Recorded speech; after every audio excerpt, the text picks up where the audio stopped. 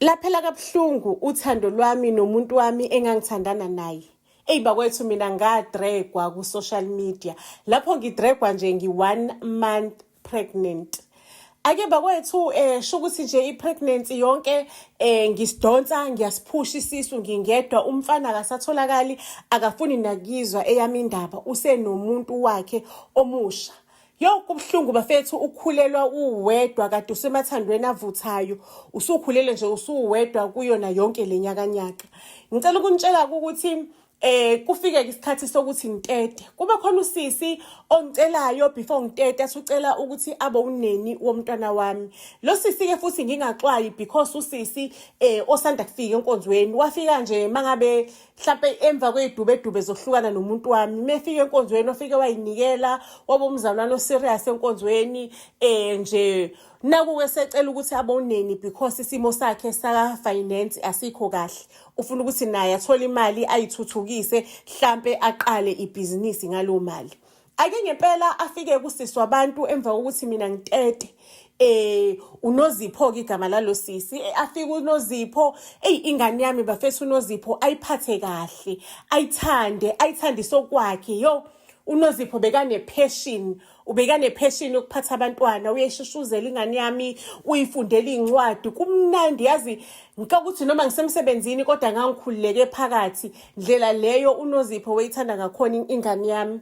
Futhi ke uNozipho ke nje bekangagcini ngokuthanda ingane, nasendlini bekuba spotless. Ubeka cleaner endlini, ngibuye usephekile, useyangijimisela izinto, usengilethela itiye, useyangiseva, naye uyadla nami la etafuleni nengane iyafidwa. Kumnandi nje, ikhala velane lafudumala, yaphela le yanto yokuthi mina ngiyi-single parent. uNozipho ingane yami bekayithanda in such a way that bekaze alale nayo. Alale kamereni lodwa nayo. Bekungiphumuza nami kwezinye insuku lezo lokho ngoba phela ingane ebusuku iyavusana, understand lonto. Mangabe kuukuthi akalalanga nengane, bithi mangabe ikhala ebusuku apininize azoyilanda ingane. Ngiqale manje ngibe nokuzizwa engathi ngiwiki, ngibe nokuzizwa engathi ngiwiki nje. Ngibe nokuzizwa engathi ngiwiki. Athi uNozipho hayi vele kuba njalo after ukuzala amalontujana after effects, ama effects after ukuzalwa. After ukuzala lonto vele lento lezo ziyenzeka kona wonke umuntu osifazane, izinto ezenzakalayo. Nje ngizizwe ngekho right, yabona nje ngizizwe ngekho right. Ngiye ngokuya ngiba weak. Yabona uNozipho athi hayi sisi ungazuye esibhedlela odokotela uzohlaliswa odokotela ufuna benze njani, lokho ngixovela izinto ezixovayo. Yabona izinto ezixovayo endlini ojinja nani lokho ngixovela enginikeza engiphuzisa amanzi ashisayo, angenzi ukuthi uNozipho anginize amaphilisi eyinhlungu. Kodwa mani ngiyeza ukuthi sengiba weak. Kwathi ngosuku lesithathu ngazizwa ukuthi manje sengidinga udokotela, but ngathi mangabe ngithi ngeke sengiyi-weak kakhulu, akusasukumeki. Ngicela ukukutshela uNozipho, ngithi Nozipho ngcono ubize i-ambulance. uNozipho akakwazi ukudrive, ngcono ubize i-ambulance. Ngcono ubize i-ambulance uNozipho. Ngicela ukukutshela ukuthi uNozipho kanti wepakisha izimpahla zengane yami ehamba nazo. uNozipho wapakisha impahla zengane yami uhamba nazo. Ngathi ngiyasukuma i-strength, angisenaso i-strength sokuthi ngihambe, angisenaso kwa-strength leso. Ngazubhuzeka phansi, ngawa phansi, qulekiyane. Ngiphaphama esibhedlela, ingane ihambe noNozipho. Ingane ihambe noNozipho. Sengiyasearcha yonke indawo ukuthi uNozipho uye kuphi, ngibiza amaphoyisa.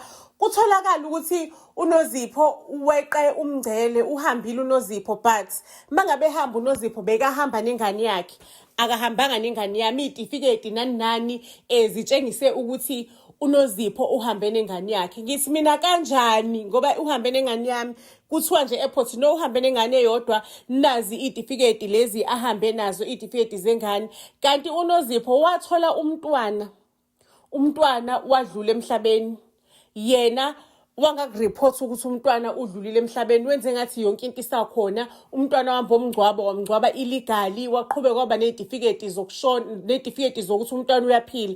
Kanti nje uzozenza ubhuza umfriend nayekela ingane yami, kanti umuntu uzongidraga mase-ke antshontsha ingane eqe nayo ibhoda, ahambe ayoqala impilo entsha kabusha. uNozipho-ke apparently she was married. She was very, very rich. Ukuthi nje walahlekelwa ingane yonke lento le iyamhlanyisa. Ngicela ukunitshela ukuthi uNozipho-ke kanti yena akazi ukuthi eyami ingane. Khona-ke i-tracker-ke ngizoye ngintshele yobafazi eney'ngane eyizelwe. Ikhona-ke i-tracker okwazi ukuthi uyifake umntwana omncane just ngoba uyazi ukuthi ukukhohlakala kugcwele kuningi emhlabeni. Uyifake kumntwana omncane. Kwalandelwa lo tracker-ke umntwana wami wabuya kwatholakala iqiniso lokuthi uNozipho washonelwa umntwana. Nangu-ke usentshontsha owami umntwana. Buzz SA to all social media platforms. uNozipho-ke wavalelwa kanjalo-ke ekhulukuthu, waboshwa kanjalo. Ngasala-ke ngakhulisa ingane yami. Bakwethu, ngafunda ukuthi ungathembi muntu around ingane yakho. Be vigilant and be very, very careful when it comes to ukusondeza. When it comes to abantu obasondeza enganeni yakho. Vula amehlo, qaphela, isemhlabeni la kungenzakala nanoma yini. Family, ningakhohlwa-ke ukuthi thina njengebhazze sithathe incwadi kaMatukuletsheni impi yabomdabu sayishintsha sayenza imovie. Siyayithengisa-ke leyo movie kubafundi bakaMatukuletsheni. Hamba kuyoxhumana nathi ku-WhatsApp enambeni ethi 079 337 2464 ukuze-ke ukwazi ukuthenga imovie. Othisha bamukelekile, abafundi bamukelekile, abazali abaney'ngane zikaMatukuletsheni bamukelekile ukuthi bafike bazothengela iy'ngane zabo. Ngisho nabantu nje abangenazo iy'ngane abafike nje bathi mina ngithenga ama-movie awu-10 noma u-20 noma u-30 ngithengela iy'ngane ey'hlwempu ey'ngenayo imali yokuthenga ama-movie. So nabo siyabamukela kakhulu. So xhumana nathi enambeni ethi 079 337 2464 079 337 2464. Ayiphase iy'ngane. Ibhazze isifikile izophasisa abantwana. Buzz SA to all social media platforms. Ungakhohlwa ukuthi usifollowishe on our YouTube channel, usubscribe, it's free of charge. Ushiye ne-comment, usitshele ukuthi usithanda kanjani. Uphinde futhi usitshele ukuthi usibuka kuphi. Mase uphinde uyasitshela ukuthi story usizwa sinjani, uyasenjoya noma kuhamba kanjani. Buzz SA to all social media platforms. Siyanthanda kakhulu, iyolala ibonene ey'torini ey'landelayo. Ngifika-ke ekhaya likaMthombeni, uMthombeni lo engibambisene naye ebudlelwaneni. Ake bakwethu usisi kaMthombeni omdala ekuyena isihlobo noma umuntu emhlabeni uMthombeni asele naye. Sihlale phansi-ke axoxe nami asho ukuthi wazi wamuhle makoti uzozalela iy'ngane ezinhle. Sho ukuthi la uMthombeni uzongi-introduce kusisi wakhe ukuze kuphume omalume bahambe bayokhokha ilobolo ekhaya. Akazi usisi kaMthombeni ukuthi njengoba uMthombeni esezosuka eGoli, inkampani yabo izoba neproject enkulu kakhulu, iproject ka6 years la eThekwini kuzosebenza uMthombeni kube uyena iproject manager. Sizivelane sabhala ngoba sifuna ukuzorelocate sihlale ndawonye la eKZN because iproject ila ekhaya la uMthombeni azalwa khona. Ake usisi kaMthombeni uHleziphi igama lakhe. uHleziphi abe nengxoxo noMthombeni athi hey bhuti wami waze wangijabulisa, wangilethela umakoti omuhle, zizoba zinhle ingane zale ekhaya. Ngiyamthanda impela. Kodwa bhuti wami uyawazi kamacala akho alendaweni ukuthi wena wamisa iduku nendodakazi kaMamsani. Kuzomela ukuthi njengoba womisa iduku-ke uyithembisile intombi ukuthi uzothi ungabuya eGoli uzolobola. Kuzomela ukuthi-ke uhambe uye entombini uyoxolisa usho ukuthi ucu seligqashukile noma ucu selinqamukile. Kodwa-ke mntakama lalela, ungahambi nje uhambe uyokhuluma manje ngoba isimo singaba amapeketwane. Mina ngizohamba ngiyocubuza amagabade. Mase wena njengoba ushilo ukuthi ey'nyangeni ey'ngengaki uzobuya usuzohlala khona la eKZN. Uzobeke usuyaya laphayana usuyolikhuluma udaba lakho. Ufike nje uyithoba uhlale phansi uphakele ukudla mangabe uphakele ukudla ngoba phela abantu bazi ukuthi umise naye iduku. Uzithobe ufike nofika nako uzuthobe mase-ke uyaxolisa. Ushiye ngisho nokushiya imbuzi yokuxolisa yokuthi phela alithulweke manje iduku libekwe phansi. Ey'nyangeni engengaki-ke uMthombeni esebuya eGoli esezohlala officially eThekwini. Ake uHleziphi akhulume nendodakazi kaMamsani le uMthombeni kwakumele ukuthi ashade naye. amisa nayo iduku emakhaya. Sho ukuthi bayaqomana bebethandana ngokwasemakhaya. Ake athi-ke uHleziphi kwindodakazi le kwakumele ukuthi ishade naye phela-ke uMthombeni. Athi uHleziphi, lalela ndodakazi, izinto yishubile-ke manje ibhedile. uMthombeni usethola isipawupete sentombazane, into eyelo phishilili, into ongazi nokuthi iyongena kanjani emasimini. Into nje ukuthi mekushiswa ilanga iyadabuka yona iyaqhuma. Bayathandana, bayajola, bathi bazolobolana. Kodwa-ke kuzomele silwe ngokusemandleni, siyilwise yonke lento lo.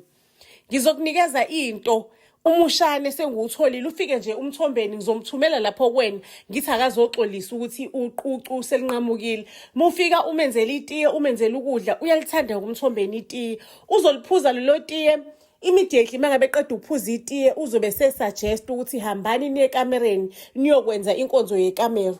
Mina ngiyoqondanisa nalelisuku lolu o-ovulator khona wena ongathi nje mangase athi 1-2 ivelana ingane ihlale eswini.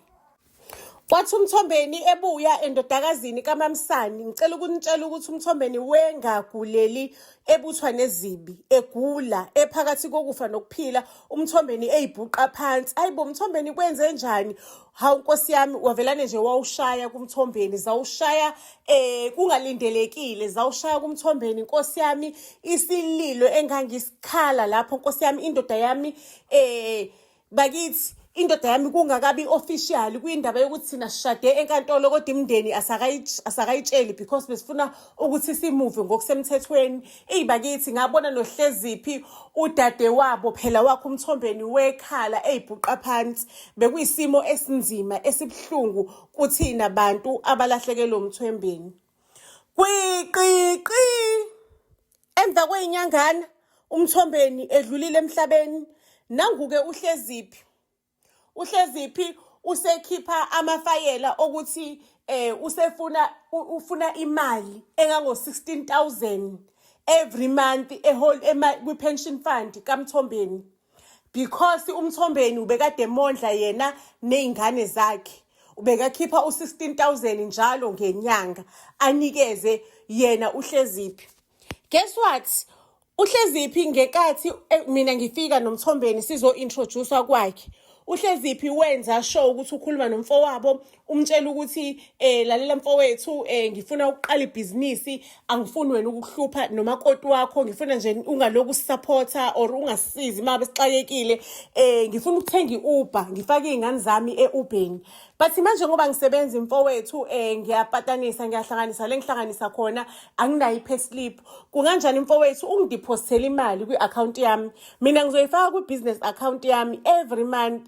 Maseke le mali leyo ngiyayithatha futhi ngiyayideposita back kuwena, ngiyi-withdrawe, maseke ngiyayideposita back to your account. Ngenzela nje ukuthi ngibe negama elibonakalayo ukuthi ulinemali, imali iyangena kwi-account.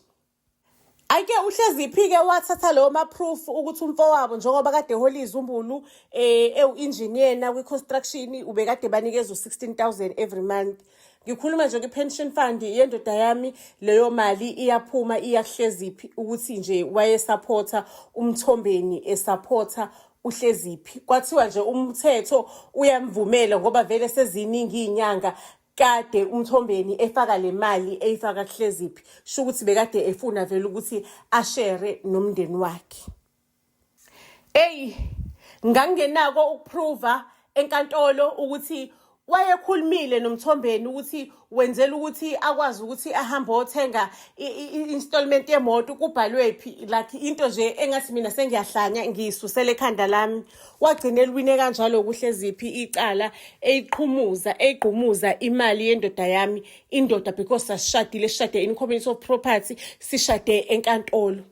Ngicela ukunitshela ukuthi indaba ungayibuka engathi incane kanti isitha somuntu siphakathi emndenini, because usisi wakhe uMthombeni uyena owanikeza umuthi, enikeza intombazane kamakhelwane umuthi wokuthi kubulawe uMthombeni. And uMthombeni ngoba wayazi ukuthi mekukhona mina le ekhaya umina engiphakela uMthombeni, umina engenzela zonke izinto engenzela uMthombeni, futhi wengafuni ukuthi kusolakale. Mangabe kusolwa wefuna ukuthi kusolwe le ekaHleziphi. Lapho kuHleziphi-ke wemtshela ukuthi nje ungake uluthi chu intombazane kaMamsani wathi nje ungakulokothi ukhuluma ukuthi ikhona into engakunikeza yona. Yathi noma isikhuluma intokazi yaMamsani wayiqhathulula uhleziphi washo ukuthi wena ufuna ukusixabanisa ngoba nake indoda ikulahlile ikulaxazile yathola abangcono kunawe usufuna ukuthi uzoxabanisa thina njengomndeni. Buzz SA to all social media platforms. Ningakhohlwa ke family ukuthi thina njengoBuzz SA sithengisa incwadi yaka grade 12 sishintshile sayenza imovie incwadi ebizwa kuthiwa Impi Yabomdabi Isethunjini. Mangabe umfundi wamatikuletsheni noma umzali womfundi ofunda umatikuletsheni selidumele eMantsompeni sekho manje isikhathi sokudlala gijima uzoyitholela imovie on our WhatsApp iyathengisa. Inamba yethu yezi WhatsApp ithi 079 337 2464 079 337 2464. Gijima ke uxhumane nathi on WhatsApp. Buzz SA to all social media platforms. Ningakhohlwa ukuthi nisfollowishe to all social media platforms, ni comment, ni like, ni share content yethu. Siyanthanda kakhulu. Mncwa.